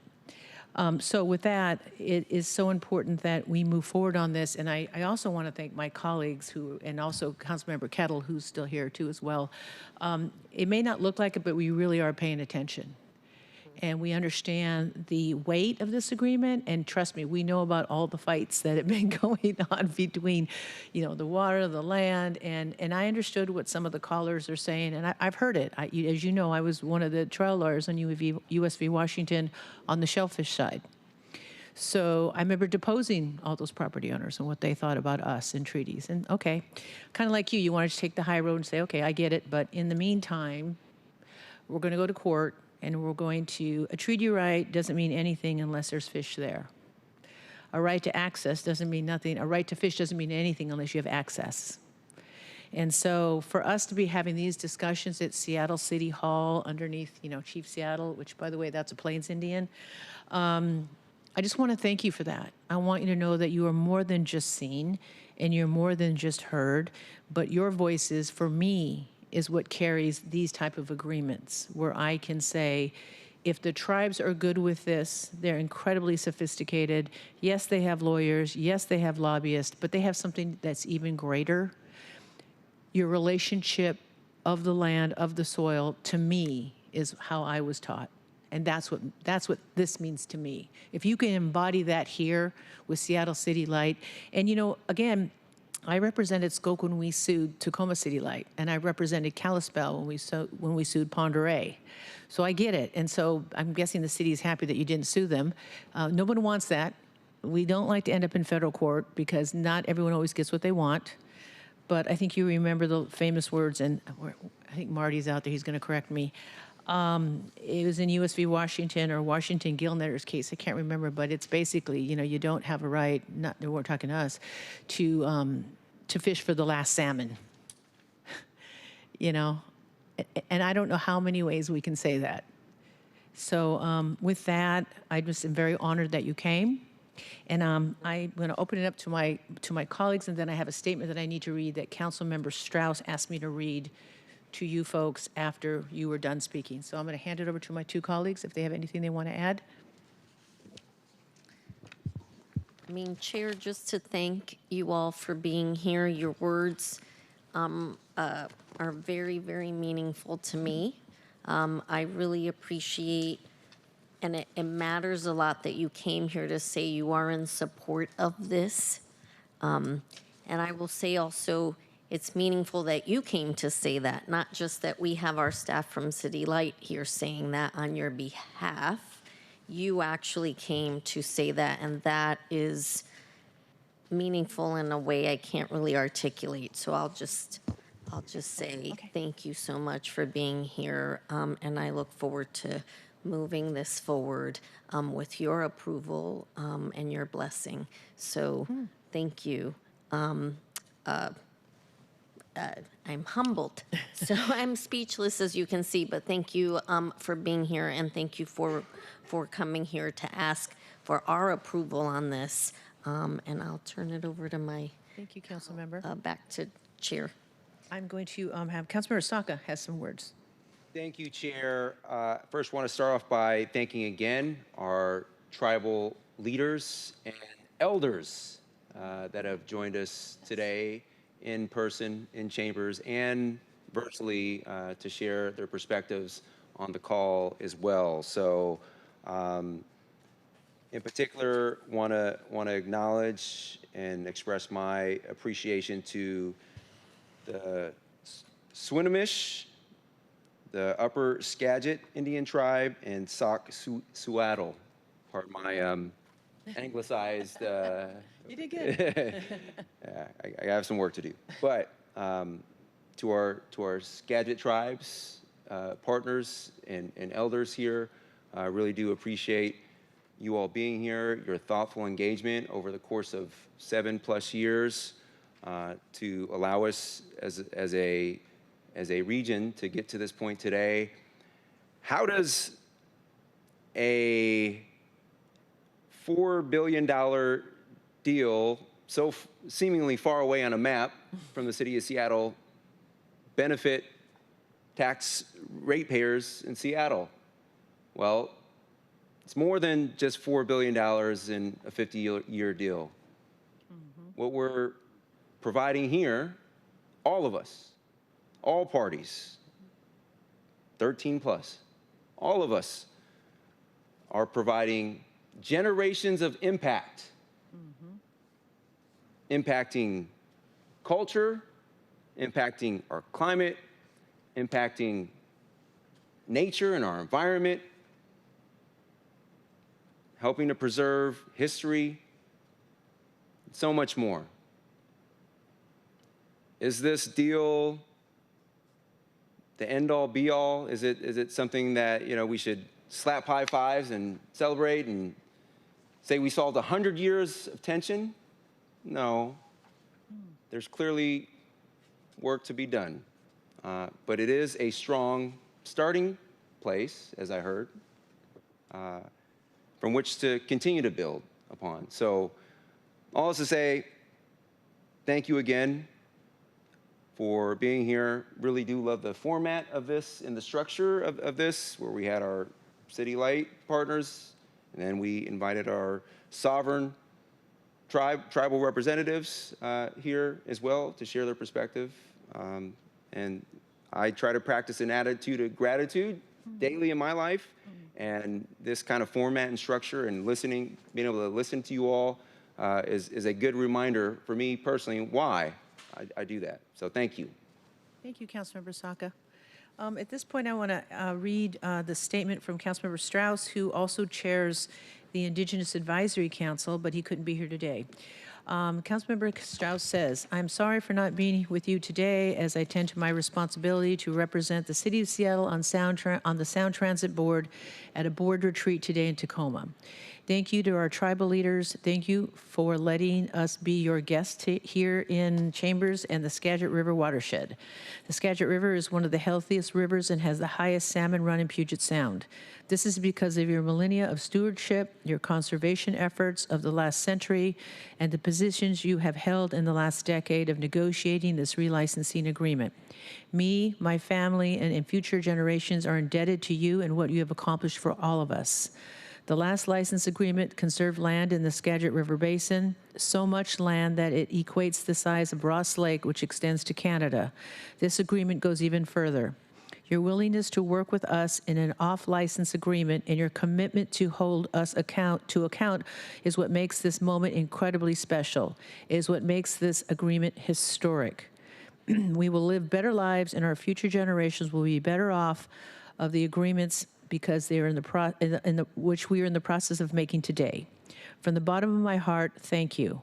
While I'm not able to join the mayor on her visit with you this week and next, I look forward to coming to you and to meet and discuss where we go from here. We have more work to do together. Sincerely, Councilmember Strauss."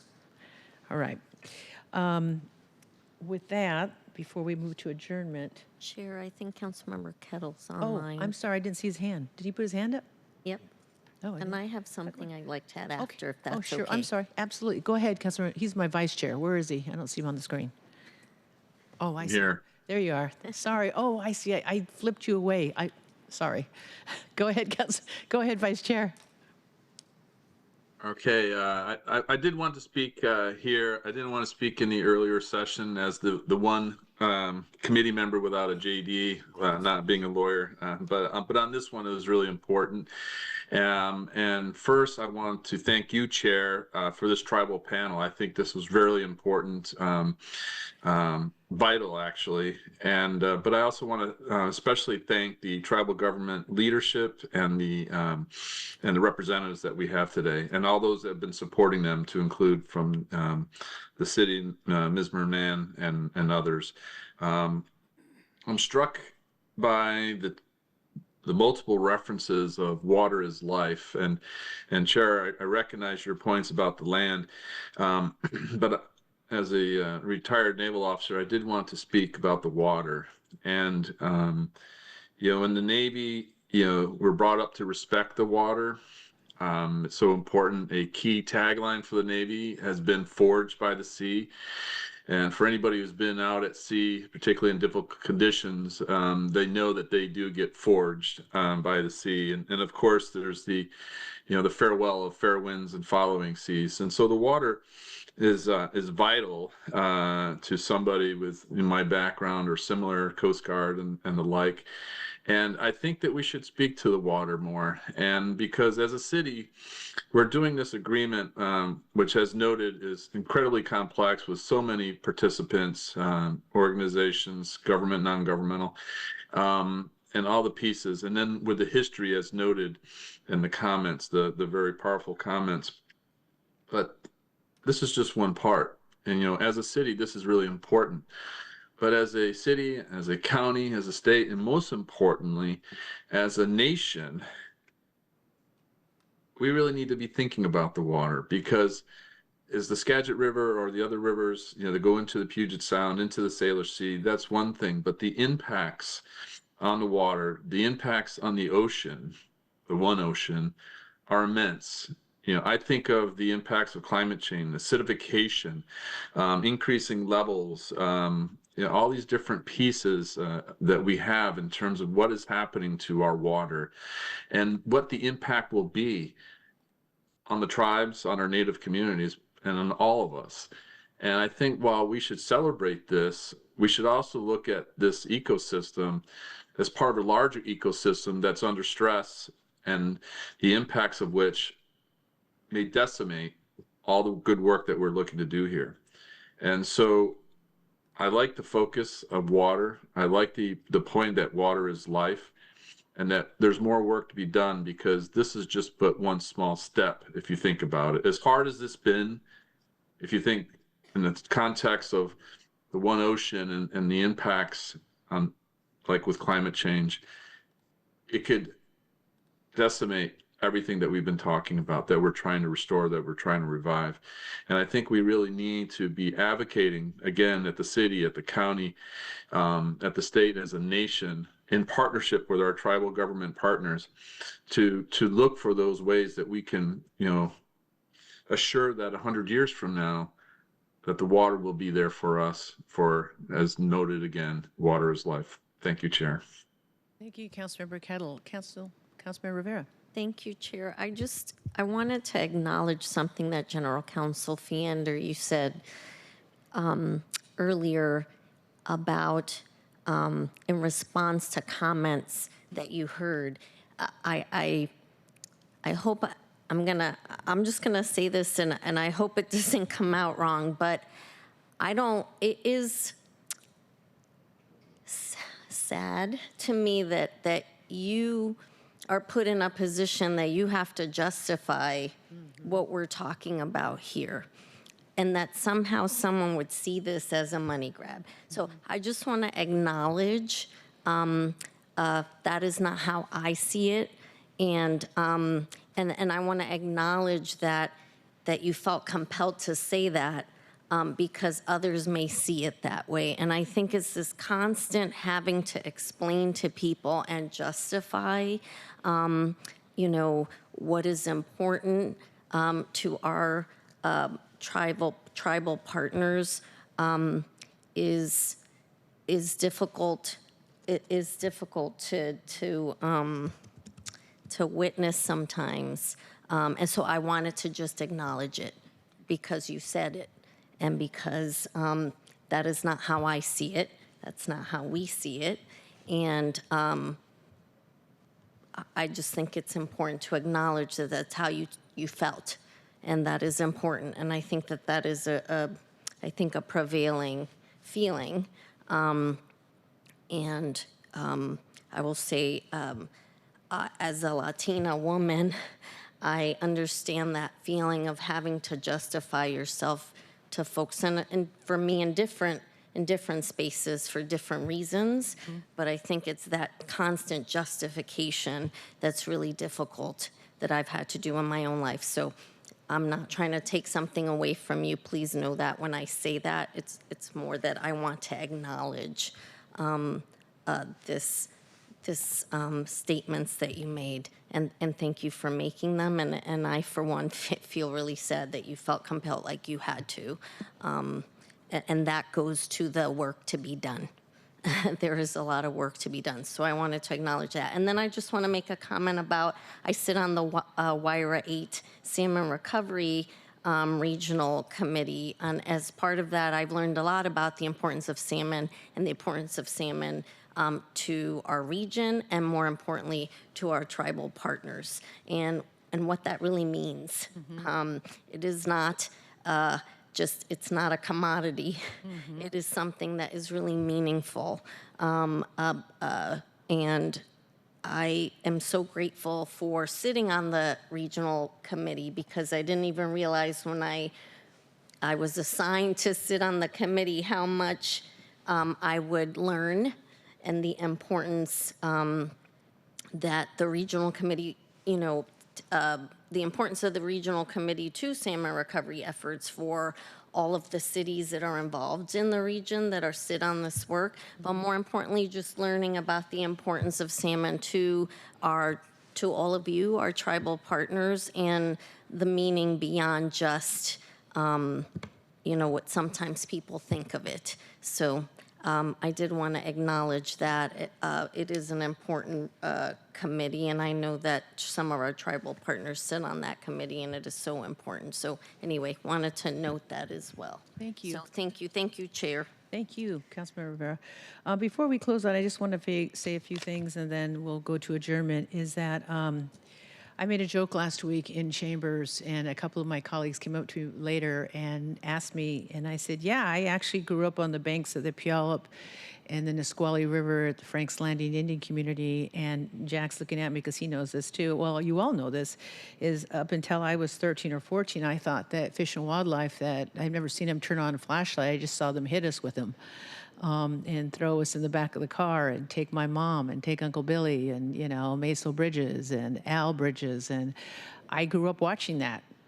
And so I understand what it means for when we learned from, and I'm going to mention some elders because this is what we do in Indian country, and I'm so glad to have my Native brothers and sisters in this space, in this people's house with me. What I learned from Joe Dela Cruz and Uncle Billy Frank and Maisel Bridges and Gloria Bean and Allison Godfredson and Ramona Bennett and Suzette Mills, and I could go on, is I was blessed enough to grow up in a community, even though I'm an enrolled member of the Blackfeet Nation. Yes, a Plains Indian, saved your shellfish, you're welcome. I understood what that meant. My stepdad was Yakima, so my stepfather, we say step, we say dad. So I grew up with an understanding, a sensibility that you all express today that I hope the viewing public hears. And that's why I'm glad what you said. It isn't, we often hear these comments, oh, tribes have casinos, it's a land grab. And sometimes I just wish they would understand the sensibilities that America is ours. This is our soil. It's kind of ironic that they have the guy from Oklahoma who's might be head of Department of Homeland Security, and he's an enrolled member of the Cherokee Nation. That'll be interesting. So with that being said, I apologize for going a little bit off script, but your words have inspired me here today, and I want to thank all of you for being here. It really means a lot. All right. Okay, so with that, let me look down here at my script. So we reached the end of today's agenda. I'm guessing there's no more comments from my committee members. Is there any other business to come before council? Not seeing any. All right, with that, there is no further business. It is now 4 o'clock, and we are adjourned. Thank you. Thank you, Chair. Thank you.